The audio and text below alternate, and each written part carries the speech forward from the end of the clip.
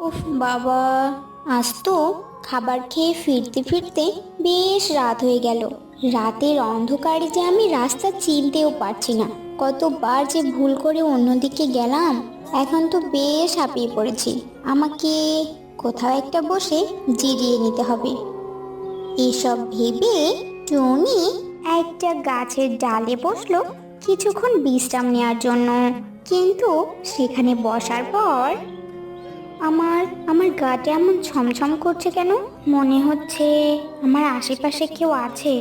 না বাবা, আমার ভীষণ ভয় করছে। আমি আর এখানে থাকবো না। যাই, দ্রুত বাড়ি চলে যাই। এরপর টনি তার বাড়ির দিকে চলতে লাগলো। উঠতে উঠতে তবু তার যেন কেমন ভয় ভয় লাগছিল। তার বারবারই মনে হচ্ছিল তার আশেপাশে কেউ আছে। সে বারবার ডানে বামে সামনে পিছনে তাকিয়ে দেখলো, কিন্তু কেউ নেই। এরপরও তার ভয় কাটলো না। সারা রাস্তা ভয় পেতে পেতে টনি বাড়ি পৌঁছালো। মা, তোমার আজকে আসতে এত দেরি হলো কেন মা?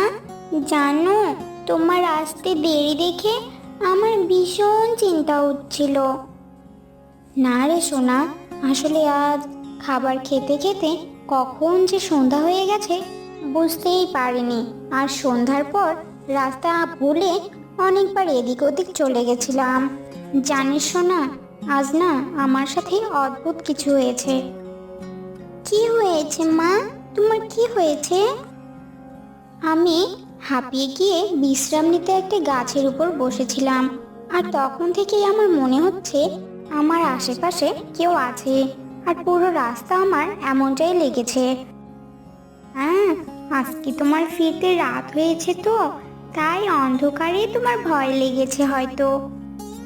তাই হবে রে সোনা। নে, তোর জন্য কিছু দানা নিয়ে এসেছি। এসব খেয়ে ঘুমিয়ে পড়ি চল। এরপর টুনটুন খাবার খেলো আর তারা দুজন ঘুমিয়ে পড়লো। টুনি তার মেয়ে টুনটুনকে নিয়ে সুন্দরবন জঙ্গলের গভীরে থাকতো। একমাত্র মা ছাড়া টুনটুনের আর কেউ ছিল না। টুনটুন তার মাকে ভীষণ ভালোবাসতো। সেদিন রাতে তারা দুজনে ঘুমিয়ে যাবার পর মাঝরাতে টুনি ঘুম থেকে উঠলো। তার চোখ বন্ধ ছিল। সে হাঁটতে হাঁটতে সেই গাছটির ডালে গিয়ে বসলো আর জোরে জোরে হাসতে লাগলো। তার এ হাসি আর থামবার নয়। হাসতে হাসতে সকাল হয়ে গেল, তবু টুনির হাসি থামলো না। এদিকে টুনটুন ঘুম থেকে উঠে, মা, আরে মা কোথায় গেল? সবে তো আজান দিল, এখনই তো মার কোথাও যাওয়ার কথা নয়। এত ভোরে তো মা কখনো বেরোয় না। মা, মা। এভাবেই মাকে ডাকতে ডাকতে টুনটুন বেরিয়ে পড়লো তার মাকে খুঁজতে। খুঁজতে খুঁজতে টুনটুন এক পর্যায়ে সেই গাছটির কাছে গিয়ে পৌঁছালো আর দেখলো তার মা সেখানে বসে অট্ট হাসিতে মেতে আছে। টুনটুন অনেকবার ডাকার পরও টুনি কোনো সাড়া দিল না। এতে টুনটুন ভীষণ ভয় পেল আর সে কাঁদতে কাঁদতে সে জঙ্গলের তান্ত্রিকের কাছে গেল। তান্ত্রিককে সব কিছু খুলে বললে তান্ত্রিক টুনটুনের সাথে সেই গাছটির নিচে এলো। এরপর সে কিছু মন্ত্র পড়ে টুনির গায়ে ফু দিলে, হ্যাঁ, তুই কে? কেন এসেছিস এখানে? যা এখান থেকে, না হলে তোর মুন্ডু চিবিয়ে খাবো।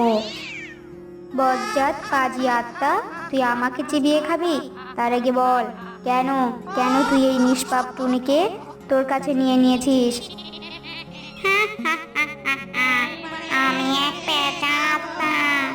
এখানে আমি বসে মনের সুখে আরাম করছিলাম।